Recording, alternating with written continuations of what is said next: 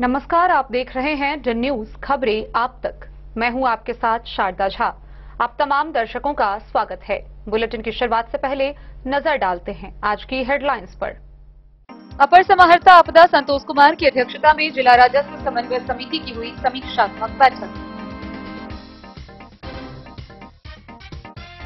भेजा थाना की पुलिस ने थाना क्षेत्र के डारह नपटोलिया गांव में हत्या के आरोपियों के घर चिपकाया कुर्की जब्ती का इश्तेहार।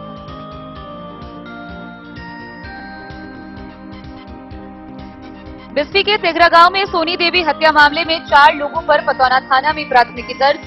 पति एवं सास ससुर को गिरफ्तार कर भेजा जेल।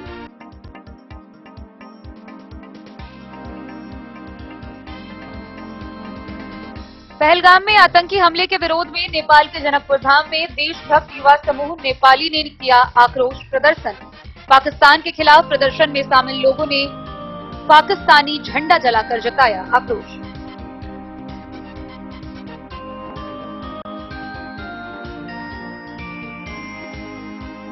झंझारपुर नगर परिषद के पुरानी बाजार निवासी व्यवसायी युवा उद्यमी अमित नायक के खिलाफ प्राथमिकी दर्ज।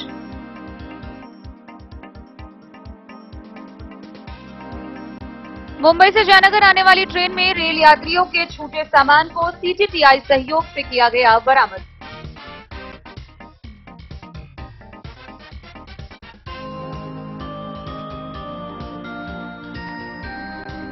मधुबनी नगर निगम के वार्ड नंबर 35 में जल्द ही सड़क व नाला का होगा निर्माण। जल जमाव की समस्या से मिलेगी निजात।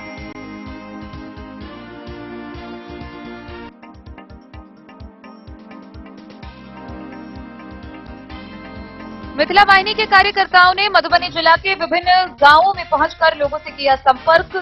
6 मई को सीता नवमी मनाने की अपील।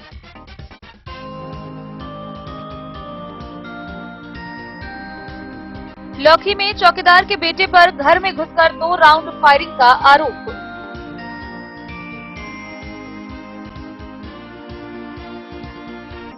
मां अन्नपूर्णा रक्त रक्षक जयनगर के तत्वाधान में 1 दिवसीय रक्तदान शिविर का हुआ आयोजन। 35 रक्तवीरों ने किया स्वैच्छिक रक्तदान।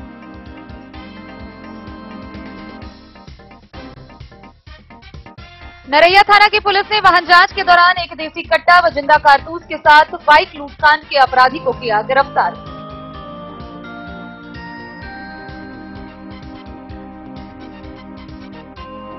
और मधुबनी के प्रसिद्ध चिकित्सक डॉक्टर प्रहलाद कारक के निधन से शोक की लहर।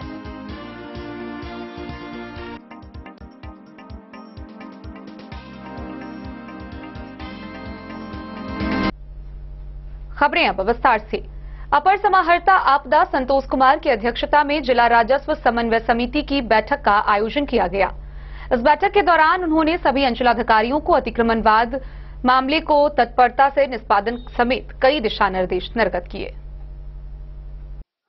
अपर समाहर्ता आपदा संतोष कुमार की अध्यक्षता में समाहरणालय स्थित सभा कक्ष में जिला राजस्व समन्वय समिति की समीक्षात्मक बैठक आयोजित की गई।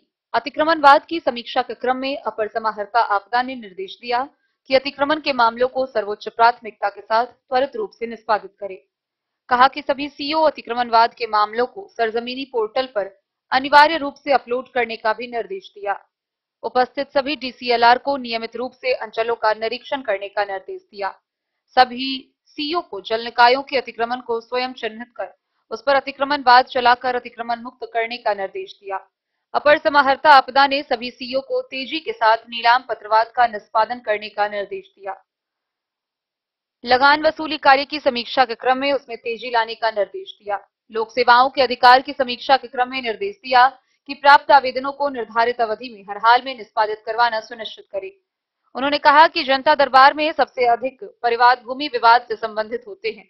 भूमि विवाद के समाधान के लिए थाना दिवस को उपयोगी बताते हुए उन्होंने कहा कि भूमि विवाद से जुड़े मामलों में अधिकतर मामलों को भूमि की मापी करवाकर निष्पादित किया जा सकता है। कहा कि भूमि विवाद के मामलों को सर्वोच्च प्राथमिकता के साथ 100 समय निष्पादित करें। मधुबनी से फिरोज आलम की रिपोर्ट। भेजा थाना क्षेत्र के डारह नपटोलिया गांव में भेजा थाना की पुलिस ने हत्या आरोपी के घर इश्तेहार चिपकाया है। इसके साथ ही उसे तय समय सीमा के अंदर न्यायालय में हाजिर होने का निर्देश दिया गया है। बेजा थाना क्षेत्र के डारह नपटोलिया गांव में हत्या के आरोपियों के घर इस्तेहार चिपकाया गया। न्यायालय में उपस्थित नहीं होने के कारण यह कार्रवाई की गई।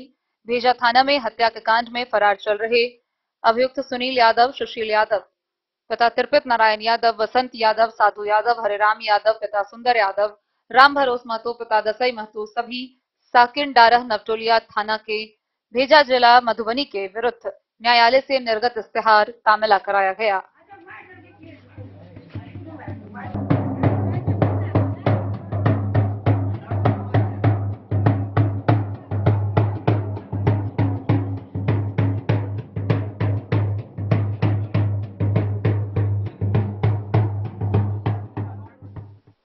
बोले द न्यूज के लिए मधेपुर से अबू सलीम की रिपोर्ट।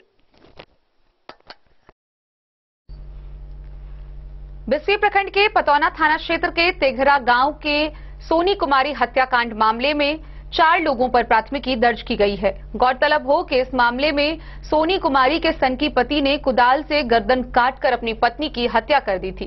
इस घटना में 4 लोग सास, ससुर, पति समेत एक और पर प्राथमिकी दर्ज कराई गई है, जिसमें पुलिस ने अब तक पति, सास व ससुर को गिरफ्तार कर लिया है। आगे की कार्रवाई की जा रही है।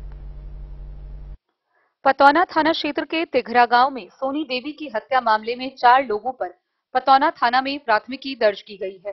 प्राथमिकी में मृतका सोनी के पिता श्याम सुंदर यादव के द्वारा दिए गए लिखित आवेदन के आधार पर की गई है, जिसमें मृतका सोनी देवी के पति रतिलाल यादव, ससुर रघु यादव, सास आदरी देवी सहित 4 लोगों के विरुद्ध प्राथमिकी दर्ज की गई है। बीते शनिवार को तेघरा गांव में सनकी पति ने अपनी ही पत्नी सोनी देवी को कुदाल से काटकर निर्मम हत्या कर दी थी। दिए गए आवेदन में दहेज में लाखों रुपए नहीं दिए जाने को लेकर हत्या का आरोप लगाया है।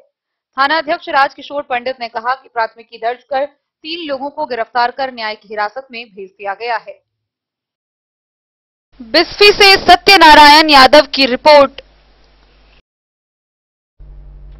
जम्मू कश्मीर के पहलगाम में निर्दोष पर्यटकों पर हुए आतंकी हमले के विरोध में जयनगर के नेपाल जनकपुर धाम में देशभक्त युवा समूह के द्वारा कैंडल मार्च निकाला गया। इसके साथ ही उन्होंने पाकिस्तान मुर्दाबाद के नारे लगाते हुए आक्रोश जताया और पाकिस्तान का झंडा जलाया।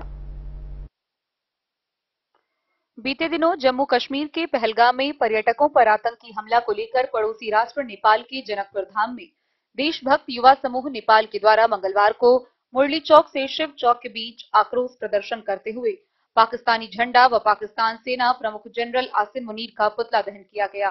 त्रिदेव मिश्रा के नेतृत्व में आयोजित कार्यक्रम में अजय कुमार, विक्की साहा, आसुराई, संजीव कामत समेत दर्जनों की संख्या में महिला व पुरुष ने भाग लिया। आक्रोश रैली में शामिल लोगों ने पाकिस्तान के खिलाफ जमकर विरोध दर्ज करते हुए पाकिस्तान मुर्दाबाद के नारे लगा रहे थे। कार्यक्रम में शामिल लोगों ने पाकिस्तान के सेना प्रमुख आसिफ मुनीर का पुतला दहन किया एवं पाकिस्तानी झंडा को जलाया। वक्ताओं ने कहा कि विगत दिनों जम्मू कश्मीर के पहलगाम में पर्यटकों पर आतंकवादियों के द्वारा 26 पर्यटकों की निर्मम हत्या की हम निंदा करते हैं। पाकिस्तान को आतंकवाद देश के रूप में घोषित करना चाहिए और इससे सभी तरह का संपर्क तोड़ देना चाहिए।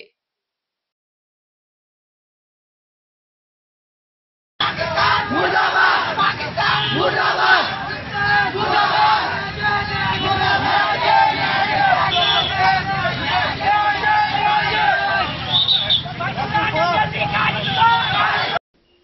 द न्यूज के लिए जयनगर से मोहम्मद अली की रिपोर्ट। झंझारपुर नगर परिषद निवासी युवा उद्यमी अमित नायक के खिलाफ प्राथमिकी दर्ज कराई गई है और यह प्राथमिकी दर्ज होने के बाद यह विषय चर्चा का बना हुआ है। पूरे क्षेत्र में सिर्फ इसी बात का चर्चा हो रहा है कि एक बड़े व्यवसायी घराने से ताल्लुक रखने वाले अमित नायक बेहद ही कम उम्र में युवा उद्यमी के रूप में अपने क्षेत्र में जाने जाते हैं। मामला जमीनी विवाद से जुड़ा हुआ बताया जाने की संभावना जताई जा रही है, क्योंकि इस मामले को लेकर अमित नायक ने प्रेस को संबोधित करते हुए बताया कि ऐसी कोई वारदात नहीं है। उन्होंने किसी से ना कोई रंगदारी ली है, ना किसी के साथ मारपीट की है, बल्कि अपने ही लोगों के द्वारा वह भूमाफियाओं के साजिश में आकर उन्हें फंसाया जा रहा है। बहरहाल मामला जो भी हो, पुलिस इस मामले को लेकर छानबीन में जुटी हुई है। झंझारपुर में उभरते युवा उद्यमी अमित नायक के खिलाफ स्थानीय थाना में प्राथमिकी दर्ज होते ही क्षेत्र में चर्चा का विषय बन गया है। अमित नायक झंझारपुर नगर परिषद के पुरानी बाजार निवासी है और नगर के प्रसिद्ध व्यवसायी घराना से ताल्लुक रखते हैं। किराना व्यवसाय, कपड़ा शोरूम, जनरल स्टोर, पतंजलि जैसे ब्रांड की फ्रेंचाइजी लेने वाले युवा उद्यमी अमित नायक कुछ वर्ष पहले युग सुंदर डेवलपर्स प्राइवेट लिमिटेड के नाम से फर्म बनाकर प्रॉपर्टी डीलर के रूप में एक नया व्यवसाय शुरू किया, जो कुछ ही दिनों में काफी फलने फूलने लगा। काफी कम समय में एक सफल उद्यमी के रूप में स्थापित होने वाले अमित नायक के खिलाफ बीते दिनों स्थानीय नगर थाना में प्राथमिकी दर्ज कराई गई है, जिसमें उनके ऊपर मारपीट, रंगदारी, जबरन ब्लैंक चेक पर हस्ताक्षर करवाने का गंभीर आरोप लगा है। दर्ज प्राथमिकी में अमित नायक के अलावा उनके भाई और सहयोगी सहित 5 लोगों का नाम भी शामिल है, जिसकी पुलिस द्वारा जांच जारी है। प्राथमिकी दर्ज करने वाले भी उनके खास पारिवारिक लोग हैं। शिव दुलारी देवी नाम की महिला ने झंझारपुर थाना में प्राथमिकी दर्ज कराई है, जिसके बदले में अमित नायक के तरफ से भी झंझारपुर थाना में प्राथमिकी दर्ज कराई गई है। दोनों तरफ से दर्ज प्राथमिकी से एक बात तो फौरी तौर पर जाहिर हो रहा है कि विवाद का कारण जमीन और जमीन खरीद बिक्री का मामला है। पैसों की लेन देन का मामला जान पड़ता है, जिसका खुलासा पुलिस की जांच से स्पष्ट होगा। लेकिन युवा उद्यमी अमित नायक के खिलाफ थाना में प्राथमिकी दर्ज होते ही शहर में यह बात चर्चा का विषय जरूर बन गया है। झंझारपुर में पत्रकारों संग बातचीत करते हुए अमित नायक ने अपने ऊपर लगे सभी आरोपों का खंडन करते हुए कहा कि यह एक भूमाफियाओं की सोची समझी साजिश है। उनके खिलाफ जो आपराधिक मामले दर्ज कराए गए हैं उसका वास्तविकता से कोई लेना देना नहीं है। धोखाधड़ी तो उनके साथ हुआ है, धोखा देने वाले लोग भी अपने थे, तो इसे पारिवारिक और सामाजिक स्तर पर निपटाने का प्रयास किया गया। लेकिन विपक्षी भूमाफियाओं के बहकावे में आ गए और उनके खिलाफ झूठा मुकदमा दर्ज करा दिया। युवा उद्यमी ने कानून पर पूरा भरोसा जताते हुए कहा कि पुलिस द्वारा निष्पक्ष जांच में दूध का दूध और पानी का पानी हो जाएगा। उनको एक लोभ, कोई अस्तित्व ही नहीं है, इस तरह की कोई घटना घटी है। यह एक जमीन से जुड़ी हुई समस्या का मैटर है, जिन्होंने मेरे हाथ से 10 कट्ठा जमीन वार्ड नंबर 6 में 980 खेसरा में 5 मार्च को हमारे साथ इन्होंने एक सौदा किया था 97 लाख रुपया में, जिसमें से मैंने सेम डेट में 5 मार्च को उनको कहा कि ये जो डील हुआ है तो एडवांस के रूप में जो है पैसा प्राप्त करने के लिए आप अपना अकाउंट नंबर दीजिए। जिन्होंने मेरे व्हाट्सएप पे अपना अकाउंट नंबर 5 तारीख को भेजा, मैंने 5 तारीख को ही 2,51,000 रुपया उनको भेजा। उसके बाद उन्होंने कहा कि मुझे 25 लाख रुपये की सख्त आवश्यकता है, जो हमको तुरंत जो है 1 वीक के अंदर में 25 लाख रुपया दीजिए। तो मैंने 11 मार्च तक उनको 24 लाख रुपया बाय अकाउंट मैंने भेजा है। उसके बाद 6 लाख रुपया कैश उनको मैंने दिया और 11 मार्च को ही इस एग्रीमेंट को, इस डील के पुख्ता के लिए मैंने 1.5 कट्ठा जमीन किरण देवी को ट्रांसफर कराया। आप लोग को ज्ञात हो कि मैं युग सुंदर डेवलपर प्राइवेट लिमिटेड का डायरेक्टर हूं और जिसका काम जमीन का खरीद बिक्री करना है और प्लॉट को डेवलप करना है। ये हमारा व्यवसाय है। प्रॉपर लीगल तरीके से जी, प्रॉपर लीगल तरह से काम होता है, जिसपे हर डील पे मेरा जीएसटी पेड होता है, हर इनकम टैक्स है, सारा चीज फुलफिल करके हम ये व्यापार करते हैं। ये अचानक से डील में कौन सी व्यवधान? देखिए, व्यवधान की बात है कि उनको एक लोभ आ गया। हमारा व्यापार हो, मैंने जो व्यापार करता है, कोई भी व्यक्ति, हम हो या आप हो, 2 रुपया कमाने के लिए व्यापार करते हैं। हमने जमीन खरीदा तो 2 रुपया नफा लेके ही बेचेंगे। तो इस दरमियान जो हमारे और किरण देवी के साथ जो डील हुआ और हमारा जो परचेज था, जब निबंधन कार्यालय में निबंधन के लिए हम लोग गए तो वहाँ ये अमाउंट लीकेज हुआ कि मैंने किरण देवी के साथ क्या सौदा किया। उसके बाद उनके अंदर एक लोभ जग गया कि इन्होंने हमसे जो लिया उसे एक बेहतर रेट में इनको बेचा। लेकिन एक ज़मीन बेचने के क्रम में बहुत ज़्यादा डेवलपमेंट होता है, बहुत ज़्यादा ब्रोकर होता है, सारे प्रक्रिया से जाके एक रेट बनता है। उस पर उन्होंने नज़र नहीं डाला, लेकिन उनको लगा कि मेरी ज़मीन एक अच्छे रेट में इन्होंने बेच दिया है, तो उन्हें एक लोभ आ गया। और लोभ के दरमियान क्या हुआ कि हम जो व्यापार करते हैं ना, हमारा व्यापार एक बहुत साफ सुथरा ढंग का है और ख़ासकर हम व्यवसायिक वर्ग से आते हैं, तो हमारा व्यापार करने का कुछ तरीका अलग है, लोगों और जितने भी डीलर है उनसे बहुत ज़्यादा अलग है। तो हमारा जो ग्रोथिंग पावर है झंझारपुर में बहुत कम समय में, वो बहुत आदमी को खटकता है। बहुत आपका कहना है कि ये उसमें का षड्यंत्र हाँ जी एकदम बहुत बड़े माफियों का षड्यंत्र है। उनको गुमराह करके उनके कंधा पे, नहीं कहावत है कि किसी दूसरे के कंधा पे बंदूक रख के फायर करना, उसका उन्होंने शिकार हुआ। एक एफआईआर आपकी तरफ से भी दर्ज कराया गया है गिलाड़ी देवी और उनके पति अन्य पर। देखिए, उन लोग के साथ मेरा एक ब्लड रिश्ता भी है। वो अपने हैं? जी, अपने हैं। और ये एक तरह से कहा जाए तो मेरे पिताजी के चचेरा भाई हुए, उनका लड़का हुआ, तो मेरा चचेरा भाई हुआ। ठीक है। तो इस दरमियान जो है ये उन्होंने क्या क्या 1.5 कट्ठा जमीन के बाद जमीन देने से नट गया, और 30 लाख रुपया मैंने उनको दे चुका था, और मैंने जो निबंधन कराया उसका वैल्यू था 14,55,000। तो मैंने उन पे दबाव डाला कि आप जमीन नहीं देना चाहते हैं, तुम बाहरी लोग थे नहीं जो उनसे मैं उलझता, तो मैंने कहा चलिए घर की बात है, मैं आपके साथ उलझना नहीं चाहता हूं, आप मेरा पैसा रिफंड कर दीजिए, आप रखना चाहते हैं तो जमीन को रख लीजिए। उस दरमियान में क्या हुआ कि देखे होंगे अपने एफआईआर जो किया गया उनके द्वारा, तो 4-5 अन्य लोगों का भी नाम दिया गया है। वो वे अन्य लोग जो है बीच के मीडिएटर थे, जिनके सामने में मेरा उनके साथ ये डील हुआ था, वह एविडेंस नहीं बन जाए इसलिए उनको इस साजिश के तहत फंसाया गया है। जो बीच के लोग जी, जिनके सामने मेरा डील हुआ, जी तय हुआ था जी, और जिनके सामने जी, और जिनके सामने ये बात तय हुई कि आप यदि जमीन नहीं दीजिएगा तो इनका पैसा वापस कर दीजिए, और उनके समक्ष इन्होंने मुझे 9.5 लाख रुपया का चेक भी दिया, जो पक्का में पैसा गया था, और कच्चा पैसा जो 6 लाख था उन्होंने कहा कि मैं 1 सप्ताह के अंदर पैसा वापस कर दूंगा। तो ये चीज उनका ब्रॉडकास्ट हो जाता कानून के नजर में, इसलिए उन लोगों को मुदाले बनाया गया। तो जब मैंने चेक दिया उन्होंने हमको 20 तारीख को, और मैंने 20 तारीख को 21 तारीख को गया उसको पता लगाने के लिए, तो उनके अकाउंट में पर्याप्त पैसा नहीं था। पैसा अपना उन्होंने निकाल लिया या यूज कर लिया, जो भी किया ये उनकी मैटर है। तो मैंने उनको ये सूचना देने के लिए अपनी प्रतिष्ठान 21 तारीख को बंद करने के बाद 8, साढ़े 8, पौने 9 बजे के आसपास जो भी हो, उसके बाद मैंने उनके घर पर गया ये सूचना देने के लिए कि आपने जो हमें चेक दिया उस अकाउंट में बैलेंस पर्याप्त नहीं है। तो उसी दरमियान जो है उन्होंने अपना एग्रेसिव रूप अपना लिया, मेरे साथ गाली गलौज करने लगा, धक्का मुक्का करने लगा, और मेरे ऊपर प्रहार किया, जिससे मैं आहत होकर मुझे इतनी ज्यादा चोट लगी, अंडकोश में मेरे प्रहार किया गया, तो मैंने आवाज लगाया।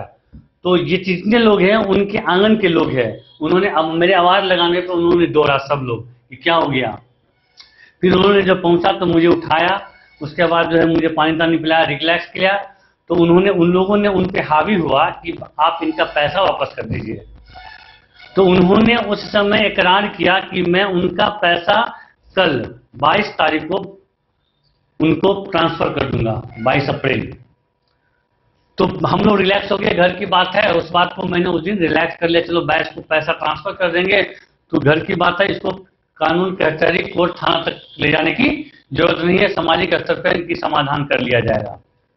लेकिन इन्होंने उसमें भी एक छल प्रयत्न करके उन्होंने झूठा मुकदमा बना के थाना में 22 तारीख को हमारे ऊपर और उन जो लोगों ने जो बीच में थे, जिन शुरू से लेकर लास्ट तक, उनको अपना षड्यंत्र का शिकार बनाया।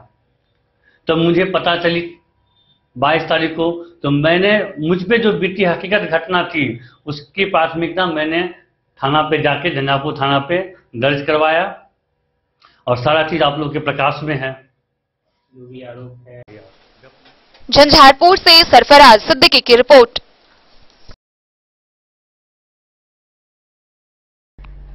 लोकमान्य तिलक टर्मिनल मुंबई से जयनगर को आने वाली ट्रेन पवन एक्सप्रेस के AC 3 कोच में एक यात्री का सामान छूट गया था। सामान भरे बैग में हजारों रुपए और सोने चांदी के आभूषण थे। गौरतलब हो कि रेलवे के CTTI के सहयोग से रेल यात्रियों के छूटे गए सामान को उन्हें सौ सलामत सौंपा गया। मुंबई से जयनगर आने वाली ट्रेन में रेल यात्री का रुपए व आभूषण भरा बैग छूटा। CTTI के सहयोग से सामान बरामद कर रेल यात्री को सही सलामत सौंपा।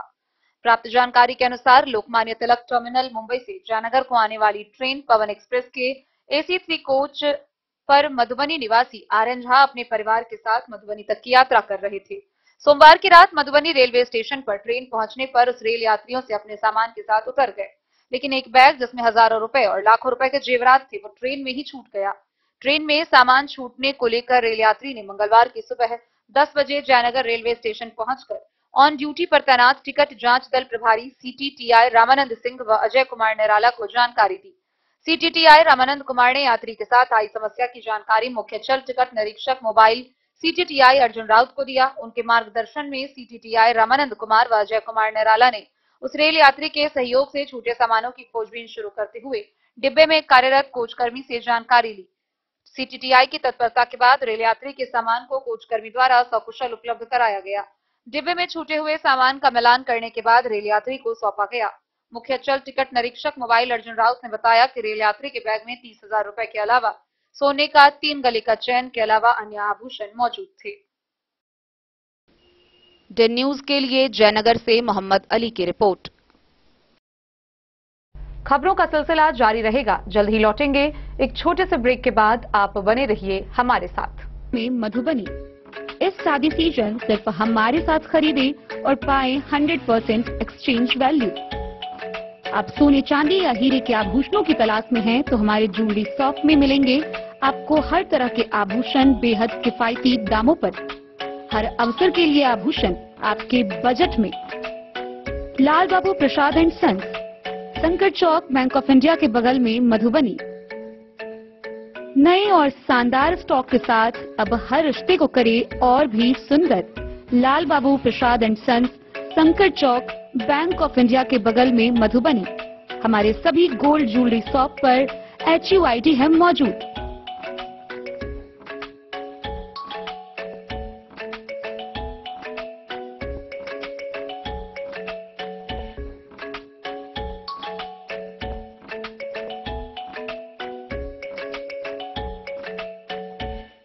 ट्रेंड के इस जमाने में क्या आप भी चाहते हैं स्टाइलिश और फैशनेबल कपड़े? क्या आप अपने लुक को अपग्रेड करना चाहते हैं? अगर हाँ, तो आज ही आए Bombay fashion readymade sari showroom.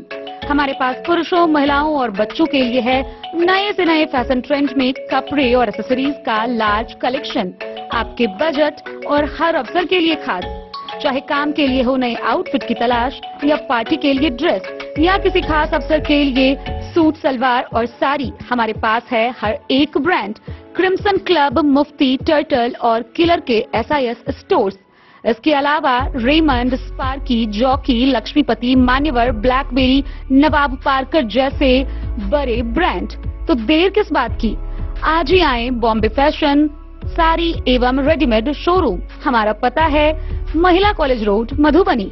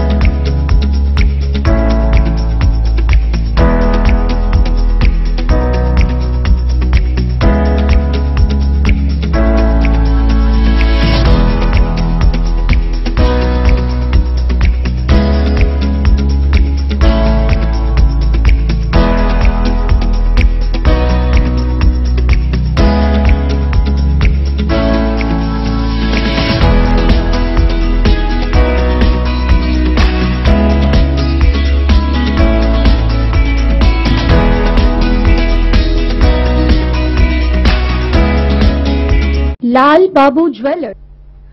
Madhubani नगर निगम का वार्ड नंबर 35 जो वर्षों से अपेक्षा का शिकार है, उसको लेकर मधुबनी नगर निगम के मेयर अरुण राय ने प्रेस वार्ता की। उन्होंने हमारे डेड न्यूज के संवाददाता फिरोज आलम से बातचीत के दौरान बताया कि अब जल्द ही वार्ड नंबर 35 के स्थानीय लोगों को जल जमाव से निजात मिलेगा।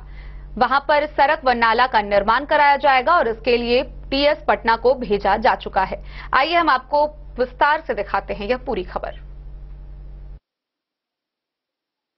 मधुबनी नगर निगम के मेयर अरुण राय ने डेड न्यूज के संवाददाता फिरोज आलम के साथ एक्सक्लूसिव बातचीत करते हुए जानकारी दिया कि वार्ड नंबर 35 में जल्द सड़क नाला का निर्माण किया जाएगा एवं जल जमाव की समस्या से निजात मिलेगा।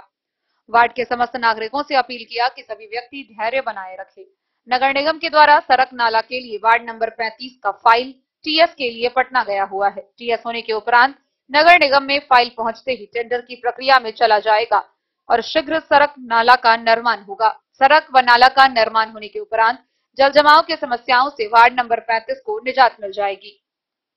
विशेष जानकारी देते हुए उन्होंने बताया कि वार्ड 35 की सड़क और नाला निर्माण की फाइल टीएस के लिए पटना भेजी गई है। टीएस मिलते ही टेंडर प्रक्रिया शुरू होगी और जल्द ही निर्माण कार्य शुरू होगा। उन्होंने कहा कि जल जमाव की समस्या से निजात दिलाना उनकी प्राथमिकता है। गौरतलब हो कि मनिहार मोहल्ला और मल्लाह टोली में करीब 400 घरों के लोग 2 वर्षों से जल जमाव की गंभीर समस्या से जूझ रहे हैं। राघो नगर मस्जिद में सिंघानिया चौक तक की सड़क जल निकासी के अभाव में कीचड़ और गंदगी से भरी है। बच्चों का स्कूल जाना बंद है, महिलाएं रसोई नहीं चला पा रही हैं और बुजुर्ग बीमारियों की चपेट में है। स्थानीय दुकानदारों की दुकानें बंद हो गई है। दवा और किराना दुकानों में ग्राहक नहीं पहुंच पा रहे। महिला समूह का कारोबार ठप हो गया है। दुकानदार लोन की किस्तें नहीं चुका पा रहे। गंदे पानी में कीड़े मकोड़े और शौचालय का रिसाव स्वास्थ्य संकट को जन्म दे रहा है। बुखार, डायरिया और त्वचा रोग आम हो गए हैं। बच्चों की पढ़ाई और इलाज भी प्रभावित है। इलाके की हालत देखकर लोग यहाँ रिश्ता करने से भी परहेज कर रहे हैं। महिलाओं की आंखों में आंसू है क्योंकि मोहल्ला नारकीय स्थिति में है। अब लोग प्रशासनिक आश्वासन पर भी विश्वास नहीं कर पा रहे हैं। ऐसे में मेयर ने नागरिकों से धैर्य बनाए रखने की अपील की और कहा कि वह खुद इस समस्या से दुखी हैं और जल्द समाधान के लिए प्रयासरत हैं। क्योंकि ये 35 में मनिहारी मोहल्ला में जल जमाव काफी दिनों से है, उसका क्या निदान हुआ है? पिछले वर्ष से हम देख रहे हैं वार्ड नंबर 35 में जल जमाव है। टीएस के लिए एसी साहब के यहाँ पटना भेज दिया गया है।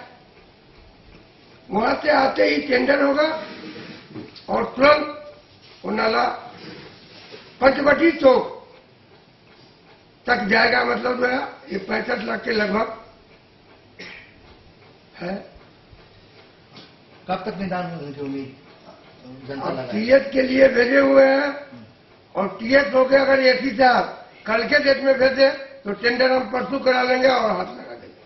अभी है उसको अगर नगर निगम द्वारा पानी उगाही या कुछ ऐसा कुछ किए जो तत्काल कुछ हो जाए, जो लेबर लगाने से पानी निकासी करने से बहुत राहत जनता को नहीं मिलेगा जो स्थिति है। और एक्चुअल आप दिल्ली, बम्बई, कोलकाता जहां भी जाइए, बारिश का पानी अगर 24 घंटा के अंदर निकल जाए तो वो शहर समझिए बहुत क्लीन है, क्योंकि पानी निकलने में समय लगेगा। अब पानी अगर रास्ते रोड पे रुकेगा नहीं तो फिर मतलब जो है पानी का जो महामारी हाहाकार जो है लगा रहता है। जनता कहता है पानी नहीं मिल रहा है नल जल से। अच्छा, वहाँ रोड नीचे हो गया है और मकान सब ऊंचा है और साइड में नाला का जो पानी भी ऊंचा है, इस कारण से रोड पर आ जा रहा है। तो रोड ही जब तक नहीं बनेगा तो नाला का समस्या बनने के बाद भी वही स्थिति रहेगा। रोड नगर निगम के अंदर नहीं है और नाला से तब तक जनता को राहत मिलेगा, क्योंकि ये नाला जो है पंचवटी चौक होते हुए सीधे जलधारी चौक के जो नाला है कैनाल वाला, वहाँ जाके मिलेगा, जो हम लोग उस पर टेंडर करवाएंगे। बहुत बहुत धन्यवाद जब आपकी जनता को रूबरू होने के लिए। मधुबनी से फिरोज आलम की रिपोर्ट। मिथिला वाहिनी के द्वारा आगामी 6 मई को सीता नवमी के अवसर पर माता सीता के पूजा व आराधना को लेकर जोर शोर से तैयारियां की जा रही है। गौरतलब हो कि मिथिला वाहिनी मिथिला, मैथिली और मैथिलों के संरक्षण के लिए कार्य करती आ रही है। इसी क्रम में मिथिला वाहिनी के कार्यकर्ता मधुबनी जिला के विभिन्न अनुमंडल के गांव-गांव का दौरा कर लोगों से संपर्क कर रहे हैं, उन्हें गुलाबी ध्वज दे रहे हैं और उन्हें बताया जा रहा है कि सीता नवमी के दिन वह अपने घरों में माता सीता की आराधना जरूर करें। मिथिला वाहिनी द्वारा गुलाबी में मिथिला अभियान के तहत चलाया जाने वाला कार्यक्रम जूर शीतल मिथिला नववर्ष से सीता नवमी तक चलाया जाता है। इसी क्रम में लोगों को जागरूक करने और मां सीता के प्राकट्योत्सव जन्मोत्सव सीता नवमी, जो कि 6 मई को है, हर गांव, घर, टोला, नगर सभी जगह मनाया जाए। इस हेतु मिथिला वाहिनी के मुख्य संरक्षक मेहर कुमार झा महादेव ने प्रशासनिक जिला मधुबनी और मिथिला वाहिनी के संगठनात्मक जिला झंझारपुर, घोगरडीहा, फुलपरास, खुटौना, लौखा के विभिन्न गांवों में जाकर लोगों से संपर्क किया। साथ ही लोगों से सीता नवमी, जो कि 6 मई को है, उसे मनाने का आग्रह किया। मेहर झा महादेव ने लोगों को गुलाबी ध्वज देकर अपने अपने घरों पर गुलाबी ध्वजा लगाने और सीता नवमी के दिन मां सीता की पूजा, आराधना और सायंकाल दीपोत्सव करने का भी आग्रह किया। उन्होंने कहा कि मिथिला वाहिनी मिथिला, मैथिली और मैथिलों के चहुमुखी विकास के साथ ही मिथिला के धरोहर और संस्कृति के संरक्षण एवं संवर्धन हेतु कृत संकल्पित है तथा मिथिला वाहिनी के कार्यकर्ता, सहयोगी सदस्य सभी इस दिशा में लगातार कार्य कर रहे हैं। Bureau report, Madhubani. लौकी थाना क्षेत्र के धभी गांव के वार्ड नंबर 4 से एक बड़ी खबर सामने आ रही है, जहां चौकीदार के बेटे पर दूसरे व्यक्ति के घर में घुसकर 2 राउंड फायरिंग करने की बात सामने आई है। इस मामले को लेकर पीड़िता जब आवेदन लेकर थाने गई तो चौकीदार के दबाव में आकर उसका आवेदन ही नहीं लिया गया। आइए हम आपको विस्तार से बताते हैं क्या है ये पूरी खबर। लौकी थाना क्षेत्र के धभी गांव के वार्ड 4 निवासी स्वर्गीय मोहम्मद यूसुफ के पुत्र मोहम्मद अमजद की पत्नी मैतूल खातून ने गांव के ही मोहम्मद बदरुद्दीन के पुत्र मोहम्मद नौशाद पर घर में घुस देसी कट्टा द्वारा फायरिंग करने का गंभीर आरोप लगाया है। दरअसल जानकारी देते हुए अमजद ने बताया कि रविवार रात लगभग 9 बजे उसकी पत्नी और घर के अन्य सदस्य खाना खा रहे थे। तभी नौशाद शराब के नशे में घर में प्रवेश कर गाली गलौज देने लगा। उसके देसी कट्टा द्वारा 2 राउंड फायरिंग किया, जिसमें गोली बाल्टी व खंभे में जा लगी। तुरंत ही घर के लोगों ने डायल 112 को कॉल किया। पुलिस आई और उस युवक एवं फायर के दौरान के 2 कारतूस को अपने साथ ले गई। हालांकि विवाद को लेकर अमजद ने बताया कि बदरुद्दीन लौकी थाना में चौकीदार के पद पर कार्यरत है और दोनों संबंधी है। अमजद ने बताया कि उसके छोटे भाई द्वारा किए गए प्रेम प्रसंग से नाराज चल रहा था और देर रात दहशत फैलाने का काम किया। अमजद ने आगे बताया कि उसकी पत्नी जब आवेदन देने स्थानीय थाना गई तो चौकीदार यूसुफ द्वारा वर्दी का रौब दिखाते हुए गाली गलौज कर थाना गेट से ही लौटा दिया गया और थाना में किसी ने आवेदन नहीं दिया। उसके बाद वार्ड सदस्य निजामुद्दीन ने अन्य द्वारा समझौते का दबाव दिया जा रहा है। हालांकि इस मामले में थानाध्यक्ष रोशन कुमार ने बताया कि फायरिंग की सूचना नहीं है, परंतु शराब के नशे में हंगामा कर रहे चौकीदार को पुत्र को थाना लाया गया था। कारतूस के संबंध में पूछे जाने पर उन्होंने कहा कि यह जिंदा कारतूस है। वहीं चौकीदार बदरुद्दीन ने मामले को बेबुनियाद बताया है। उनके अनुसार पूर्व में किसी की मदद करने पर यह लोग झूठा इल्जाम लगाया गया है। हालांकि स्थानीय ग्रामीणों में सरोज यादव ने फायरिंग करने की बात कही। डन न्यूज के लिए राशिद रजा की रिपोर्ट। मधुबनी जिला के जयनगर में मां अन्नपूर्णा रक्त रक्षक के तत्वाधान में 1 दिवसीय रक्त शिविर का आयोजन किया गया। इस रक्त शिविर के दौरान 35 रक्तवीरों ने स्वेच्छा से रक्तदान किया। मधुबनी जिले के जयनगर के आईपी इंटरनेशनल स्कूल परिसर में मां अन्नपूर्णा रक्त रक्षक जयनगर के तत्वाधान में 1 दिवसीय रक्तदान शिविर समारोह का आयोजन किया गया, जिसमें 35 रक्तवीरों ने दूसरों की जान बचाने के लिए रक्तदान किया। सर्वप्रथम वैदिक विधि विधान से मंत्रोच्चारण के बीच आगत अतिथियों के द्वारा संयुक्त रूप से दीप प्रज्वलित कर कार्यक्रम का शुभारंभ किया गया। कार्यक्रम का उद्घाटन ग्राम रक्षा दल की 48वीं वाहिनी एसएसबी जयनगर के deputy commandant Vivek Kumar, Shukla blood bank Darbhanga के डायरेक्टर मुकेश सिंह, डॉक्टर गौस अहमद, मां अन्नपूर्णा कम्युनिटी किचन के सचिव विकास चंद्रा, आईपी इंटरनेशनल स्कूल के डायरेक्टर सीए विवेक चंद्रा, मां अन्नपूर्णा सेवा समिति के मुख्य संयोजक अमित कुमार ने दीप प्रज्वलित कर किया। तत्पश्चात सभी आगत अतिथियों को मिथिला परंपरा अनुसार पाग एवं दुपट्टा से सम्मानित किया गया। आयोजित कार्यक्रम को संबोधित करते हुए 48वीं वाहिनी एसएसबी जयनगर के डिप्टी कमांडेंट विवेक कुमार ने कहा कि मां अन्नपूर्णा सेवा समिति जयनगर के द्वारा विभिन्न सामाजिक क्षेत्रों में कई उल्लेखनीय एवं प्रशंसनीय कार्य किए हैं। इस संस्था के द्वारा जो भी कार्य किया जा रहा है वह सराहनीय प्रयास है। वहीं इस रक्तदान शिविर को शुक्ला ब्लड बैंक दरभंगा के सहयोग से किया गया। इस कार्यक्रम blood bank chief Mukesh Kumar Singh एवं उनकी टीम द्वारा संचालित किया गया। इस मौके पर कुल 35 लोगों ने अपना रक्तदान किया। गौरतलब हो कि जो लोग भी रक्तदान किए उन सभी को प्रशस्ति पत्र व मोमेंटो देकर प्रोत्साहित किया गया। Bureau report, Madhubani. बीते रविवार की देर रात लौकी प्रखंड के नरहिया थाना की पुलिस ने NH 227 पर वाहन जांच अभियान के दौरान बाइक लूट कांड के एक वांछित अपराधी को गिरफ्तार किया है। उसके पास से लूटी गई बाइक जब्त कर ली गई। इतना ही नहीं, उसके पास से एक देसी लोडेड कट्टा और एक जिंदा कारतूस भी बरामद किया गया है। नरहिया थाना की पुलिस ने रविवार देर रात थाना क्षेत्र स्थित टेम्पो स्टैंड के NH 227 पर वाहन जांच के दौरान एक देसी कट्टा व एक जिंदा कारतूस के साथ बाइक लूटकांड के वांछित अपराधी को गिरफ्तार किया है। थानाध्यक्ष रोशन कुमार ने जानकारी देते हुए बताया कि यह कार्रवाई गुप्त सूचना के आधार पर की गई थी। जिसमें सूचना मिली थी कि क्रिमिनल द्वारा चोरी की बाइक के साथ फुलपरास में आपराधिक घटना को अंजाम देने की योजना बना रहा है। सूचना उपरांत त्वरित ही पुलिस बल के साथ टेम्पो स्टैंड के समीप वाहन जांच अभियान चलाया गया। तभी अपराधी चोरी की एक बाइक के साथ पुलिस के हत्थे चढ़ गया। अपराधी की पहचान फुलपरास थाना क्षेत्र के मुरली निवासी बिहारी साफी के पुत्र रविंद्र साफी के रूप में हुई है। थानाध्यक्ष के अनुसार अपराधी का पूर्व से ही आपराधिक इतिहास रहा है, जिसके विरुद्ध फुलपरास एवं अंधरामठ थाना मामला दर्ज है। पुलिस ने मामला दर्ज कर उस अपराधी को न्यायिक हिरासत में भेज दिया है। वहीं लूटी हुई बाइक अंधरामठ थाना क्षेत्र के बरुआर का बताया गया है। डेन न्यूज के लिए राशिद रजा की रिपोर्ट। खबरों का सिलसिला जारी रहेगा। जल्द ही लौटेंगे एक छोटे से ब्रेक के बाद। आप बने रहिए हमारे साथ।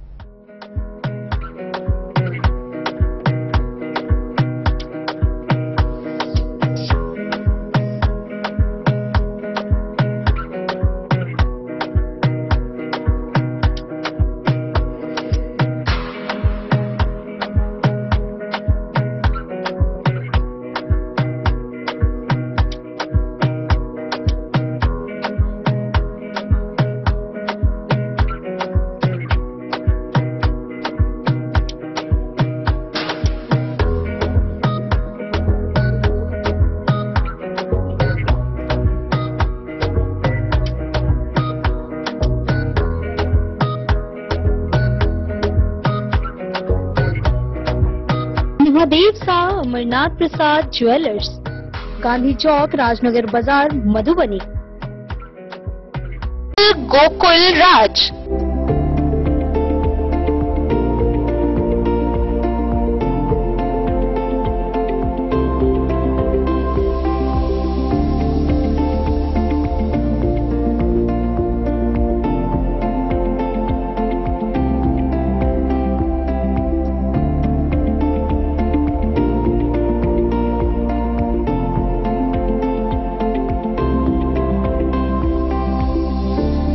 शहर के भीड़ भाड़ से दूर शांति और सुकून से भरे वातावरण में मधुबनी शहर के लहरियागंज वार्ड नंबर 1 में पूरे मिथिलांचल क्षेत्र का सबसे भव्य होटल होटल गोकुल राज। 4 मंजिला इमारत की इस होटल में है 4 बड़े बड़े बैंकेट हॉल, रिंग सेरेमनी, शादी, मीटिंग या पार्टी, हर एक आयोजन के लिए अलग से हॉल की व्यवस्था, रेस्टोरेंट की व्यवस्था जहां एक से बढ़कर एक लजीज व्यंजनों का मिलेगा संगम, और रहने का उचित प्रबंध, suite room, AC room, non AC room से सुसज्जित होटल जहां लिफ्ट की भी है व्यवस्था, पार्किंग का पूरा इंतजाम। तो आइए और जिंदगी में खुशियों से भरी यादें शामिल करिए। होटल गोकुल राज मधुबनी में आप लोगों का स्वागत है। होटल गोकुल राज, लहरियागंज वार्ड नंबर 1, मधुबनी। आनंद मिशन विद्यापीठ शिक्षा के क्षेत्र में एक नया आयाम अब छोटे बच्चों के लिए भी आधुनिक सुविधाओं के साथ उपलब्ध। विवेकानंद मिशन विद्यापीठ जूनियर, जहां क्लास प्री नर्सरी से 5th स्टैंडर्ड तक के बच्चों का एडमिशन प्रारंभ है। अगर आप भी चाहते हैं अपने बच्चों का शिक्षा के क्षेत्र में बेहतर विकास, तो विवेकानंद मिशन विद्यापीठ जूनियर है आपके लिए तैयार। 2.5 से 10 वर्षों के बच्चों के लिए आपको मिलेगा आधुनिक सुविधाओं के साथ एक बेहतर शिक्षा का माहौल। सीबीएसई बेस्ड करिकुलम सिलेबस के साथ साथ स्टूडेंट्स होंगे art and craft, game and sports और कल्चरल एक्टिविटीज में अव्वल। इंग्लिश मीडियम के माहौल के बीच स्टूडेंट्स बनेंगे स्मार्ट, जहां किताबी ज्ञान के साथ साथ हर क्षेत्र में स्टूडेंट्स होंगे अवेयर। हॉबीज और इंटरेस्ट को मिलेगी प्राथमिकता। तो आइए और अपने बच्चों के बेहतर भविष्य के लिए आज ही नामांकन करवाइए। विवेकानंद मिशन विद्यापीठ जूनियर, हमारा पता है तिरहुत कॉलोनी, नगर परिषद। मधुबनी के प्रसिद्ध चिकित्सक महंथीलाल निवासी डॉक्टर प्रहलाद कारक का 74 वर्ष की उम्र में निधन हो गया। उनके निधन से पूरे क्षेत्र में शोक का लहर पसरा हुआ है। मधुबनी शहर के महंतीलाल चौक निवासी प्रसिद्ध चिकित्सक डॉक्टर प्रहलाद कारत उम्र लगभग 74 वर्ष के निधन से परिजनों, परिचितों एवं चिकित्सा जगत में शोक की लहर है। समाजसेवी व भाजपा नेता मनोज कुमार मुन्ना ने कहा कि उनका दाह संस्कार बुधवार को किया जाएगा। उन्होंने अपने पीछे पत्नी, एक पुत्र व एक पुत्री सहित भरा पूरा परिवार छोड़कर अंतिम सांस ली। उनके निधन की खबर सुनते ही शोक संवेदना व्यक्त करने वालों का तांता उनके आवास पर लगा हुआ है। गौरतलब हो कि डॉक्टर प्रहलाद कारक मधुर एवं सौम्य स्वभाव के व्यक्ति थे। आर्थिक रूप से कमजोर मरीजों का मुफ्त में इलाज करते थे। शोक संवेदना प्रकट करने पूर्व मंत्री विधायक समीर कुमार महासेठ, पूर्व विधान पार्षद सुमन कुमार महासेठ, भाजपा जिला मीडिया प्रभारी मनोज कुमार मुन्ना, मानवाधिकार और सामाजिक न्याय के जिला अध्यक्ष पवन कुमार राउत, वैश्य सूड़ी समाज के अध्यक्ष विष्णु कुमार राउत, सूड़ी युवा शक्ति के अध्यक्ष प्रहलाद पूर्वे, नागेंद्र राउत, प्रोफेसर प्रकाश नायक, अमर कुमार, कैलाश राउत, ललित राउत, संजीव महासेठ, पवन कारक सहित अन्य लोगों की मौजूदगी रही। Bureau report Madhubani. जम्मू कश्मीर के पहलगाम में बीते 22 अप्रैल को हुए आतंकी हमले में मारे गए पर्यटकों की आत्मा की शांति के लिए लौकहा में कैंडल मार्च निकाला गया। वहीं इस दौरान स्कूली बच्चों के द्वारा भी मार्च निकाला गया, जिसमें उन्होंने पाकिस्तान मुर्दाबाद के नारे लगाए। जम्मू कश्मीर के पहलगाम में बीते 22 अप्रैल मंगलवार को हुए पर्यटकों पर आतंकी हमले के बाद मारे गए 26 पर्यटकों को कैंडल जलाकर श्रद्धांजलि दी गई। इसी कड़ी में रविवार शाम सुभाष चौक से लौकहा बॉर्डर तक स्कूली बच्चों एवं स्थानीय द्वारा कैंडल मार्च निकाला गया। कैंडल मार्च का नेतृत्व तरुण सिन्हा ने किया तथा इसका उद्घाटन डॉक्टर संजय झा ने किया। इस दौरान पाकिस्तान मुर्दाबाद, पाकिस्तान होश में आओ, भारत माता की जय जैसे कई नारे लगाए जा रहे थे। कैंडल मार्च का नेतृत्व कर रहे तरुण सिन्हा ने कहा कि पाकिस्तान ने जिस तरह से देश के निहत्थे पर्यटकों पर हमला किया और धर्म पूछकर हिंदुओं पर हमला किया है, उसका मुंहतोड़ जवाब दिया जाएगा। उन्होंने कहा कि सरकार को इस पर ठोस कदम उठाने की जरूरत है। बाल विशेषज्ञ डॉक्टर संजय झा साफ शब्दों में कहा कि आतंकी घटनाएं न केवल निर्दोष लोगों की जान ले रही है, बल्कि देश के भीतर सांप्रदायिक सौहार्द बिगाड़ने की साजिश भी रची जा रही है। उन्होंने केंद्र सरकार से आतंकियों और उनके सरपरस्त संगठनों के खिलाफ कठोरतम कार्रवाई की मांग की है। जिसका समर्थन पाकिस्तान कर रहा है। मैं भारत सरकार का जो कदम अभी तक जो है सराहनीय है। मैं कहना चाहूंगा भारत सरकार से, आग्रह करूंगा कि जल्द से जल्द हमारे जो निर्दोष भारतीय वहाँ पे जो उसको निर्मम हत्या की गई है, इसकी जल्द से जल्द कार्रवाई किया जाए और इस पर तुरंत कोई कार्यक्रम करके वहाँ के आतंकवादियों को ठिकाने लगाया जाए। भारत माता के क्या उद्देश्य है? जम्मू कश्मीर में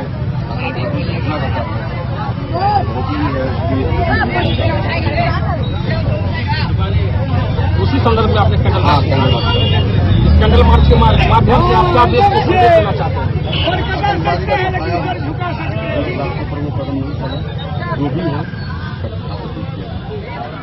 मैं क्रांति कुमार लाहा 22 अप्रैल को जो जघन्य घटना किया गया आतंकवादी के द्वारा हमारे पर्यटकों के साथ, धर्म का नाम पूछ के उसको गोली मारा गया है। आज का ये कैंडल मार्च उनके आत्मा को शांति के लिए और उसके साथ साथ सरकार को एक दिशा निर्देश दिया जा रहा है कि सरकार का जो भी कदम उठा है हम लोग उसको मानते हुए जल्द से जल्द उसकी कार्रवाई किया जाए, उसका समूल नष्ट किया जाए।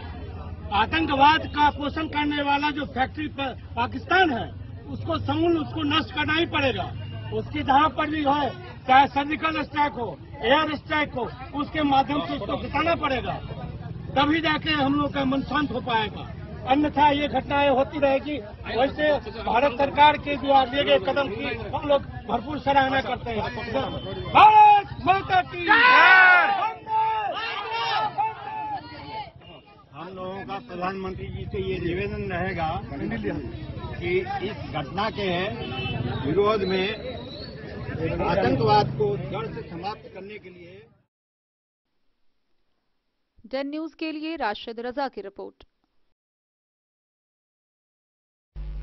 बीते शनिवार को खुटौना थाना की पुलिस ने थाना क्षेत्र के बलान पट्टी गांव में गुप्त सूचना के आधार पर कार्रवाई करते हुए एक देसी कट्टा के साथ एक युवक को गिरफ्तार किया। गिरफ्तार किए गए युवक की पहचान 18 वर्षीय चंदन कुमार के रूप में की गई है। खुटौना थाना की पुलिस ने शनिवार की रात थाना क्षेत्र के बलानपट्टी गांव से मिली गुप्त सूचना के आधार पर कार्रवाई करते हुए एक देसी पिस्तौल के साथ एक युवक को गिरफ्तार किया है। गिरफ्तार युवक की पहचान बलानपट्टी निवासी सज्जन कुमार के 18 वर्षीय पुत्र चंदन कुमार के रूप में हुई है। पुलिस ने आर्म्स एक्ट मामले के तहत मामला दर्ज कर उस युवक को न्यायिक हिरासत में जेल भेज दिया है। खुटौना थाना के प्रभारी सुनंदा कुमारी ने जानकारी देते हुए बताया कि गुप्त सूचना मिली थी, जिसमें बताया गया कि एक युवक अपने साथ पिस्तौल लेकर घूम रहा है, जिसके आलोक में एक टीम गठित कर युवक को आर्म्स के साथ उसके घर से गिरफ्तार किया गया। गिरफ्तार युवक से पूछताछ में उसने बताया कि लोगों के बीच वर्चस्व कायम करने को लेकर नेपाल से पिस्तौल खरीदा था। गठित टीम में सुनंदा कुमारी के अलावा पुलिस अवर निरीक्षक आलोक कुमार, पुलिस अवर निरीक्षक शिवांगी कुमारी, एएसआई योगेंद्र कुमार, रणवीर पासवान तथा सिपाही इंद्रजीत पासवान शामिल थे। डेन न्यूज के लिए राशिद रजा की रिपोर्ट। बिस्फी विधानसभा के सिमरी में पहलगाम में हुए आतंकी हमले के विरोध में कैंडल मार्च निकाला गया। इसकी अध्यक्षता कांग्रेस के रशीद फाखरी ने किया। बिस्फी विधानसभा कांग्रेस के पूर्व अध्यक्ष एनएसयूआई नेता राशिद फाखरी के नेतृत्व में बिस्फी विधानसभा के सिमरी में पहलगाम में मारे गए निर्दोष पर्यटकों के शोक में एक कैंडल मार्च का आयोजन किया गया। कैंडल मार्च के उपरांत गांधी स्मृति पहुंचकर माल्यार्पण किया गया। इस अवसर पर राशिद फाखरी ने कहा कि पर्यटकों की हत्या सुरक्षा व्यवस्था में एक गंभीर चूक का परिणाम है। जिस समय आतंकवादी हमला हुआ उस दौरान 1.5 घंटे तक आतंकवादियों ने गोलीबारी की, लेकिन वहां ना तो कोई सुरक्षा बल मौजूद था और न ही जनता के लिए कोई सुरक्षा कवच।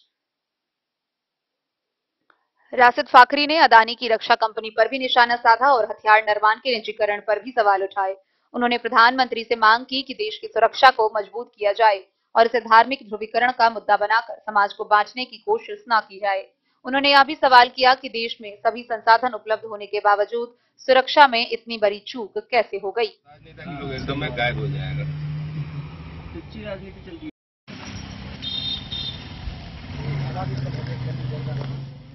मधुबनी से फिरोज आलम की रिपोर्ट। मधुबनी में the food junction private limited company के तहत मटका किलो बिरयानी का शुभारंभ किया गया है। इसकी सबसे खास विशेषता है कि पूरी की पूरी बिरयानी मिट्टी के बर्तन में बनाई जाती है। मधुबनी शहर में पहली बार मटका किलो बिरयानी का शुभारंभ किया गया है, जहां हर ऑर्डर के साथ गर्म और ताजा बिरयानी मिट्टी के बने मटके में डिलीवर की जाएगी। इसके साथ ही अवधी व्यंजनों को भी प्राथमिकता देते हुए शहर में लखनऊ के प्रसिद्ध टुंडे कबाब और गलावटी कबाब की भी शुरुआत की गई है। गौरतलब हो कि the food junction private limited company के निदेशक अंकित सिंह ने कहा कि मटका किलो बिरयानी का शुभारंभ मधुबनी में पहली बार किया है। आज के ऑनलाइन कल्चर में हम अधिकांश वस्तुएं ऑनलाइन मंगवा लेते हैं, लेकिन जब बात खाने की आती है तो सोच में पड़ जाते हैं। इस कमी को दूर करने और महानगरों में मिलने वाले स्वादिष्ट व्यंजनों को मधुबनी के घर घर पहुंचाने के उद्देश्य से यहाँ मल्टीपल आउटलेट्स खोलने की शुरुआत की है। इसका उद्घाटन निदेशक फोटोग्राफर बॉलीवुड हरिंद्र नारायण ने किया। कार्यक्रम में देवेंद्र प्रसाद चौधरी, डॉक्टर ए.के. झा, सन्नी सिंह, मनीष सिंह, अविनाश सिंह गौड़, विमल सिंह, अमित सिंह समेत कई लोग मौजूद थे।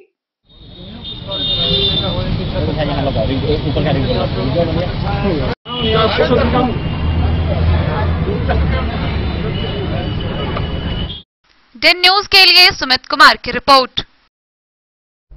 तो आज की इस बुलेटिन में फिलहाल इतना ही। कल फिर हाजिर होंगे नई खबरों के साथ। तब तक दीजिए पूरी टीम को इजाजत और मधुबनी की हर छोटी बड़ी खबरों के लिए देखते रहिए डेन न्यूज, खबरें आप तक। नमस्कार।